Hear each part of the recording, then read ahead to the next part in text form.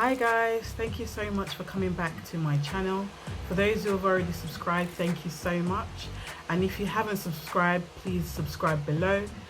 Don't forget to leave a comment, like and share.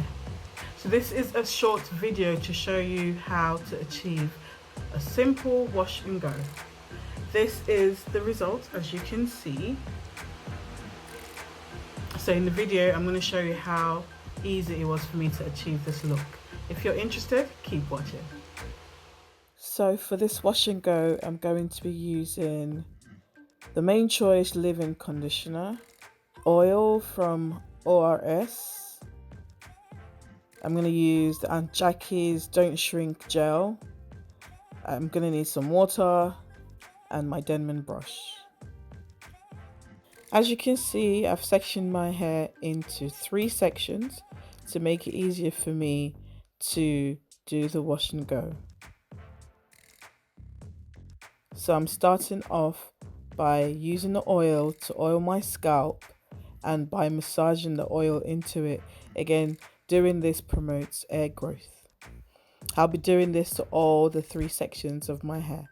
I go ahead, split my hair into even smaller sections to make it easier for me to apply the gel and the leave-in conditioner. So I go on and use a spray bottle to spray some more water to my hair strands. This helps my hair to really absorb the moisture content from the leave-in conditioner and the oil, and it will allow the gel to work better in my hair. So this is what my hair texture looks like after applying the gel. It's very, very defined. I go on and add a little bit more gel just to get the curls even more defined, and once I'm happy with the way it feels and it looks, I go on and separate my hair into very, very tiny sections, and this is what creates the effect of the wash and go. This allows my strands to be separated and it makes my hair a lot fuller when it's dry. Once this section is completed, I go ahead and follow the same process for the other sections of my hair. Don't forget to make sure that you work in the products into your hair. Try and make sure that every strand of your hair is coated in the leave-in conditioner, the oil and the gel to get as much moisture as you can. Also remember to use the DENMAN brush or any comb of choice to detangle your hair. The more detangled your hair is, the more defined your wash and go will look once it's dried up. So this is the final front section which I'm working in. Again, I started off by oiling my scalp, adding the leave-in conditioner, oiling my strands and then adding the gel.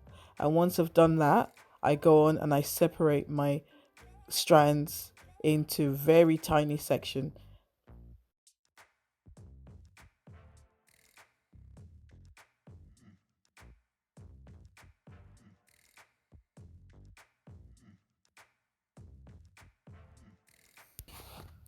So now that I have finished applying all the products into my hair, I go ahead, remove the clips and fluff and shape my hair in the desired way I'd like it to dry.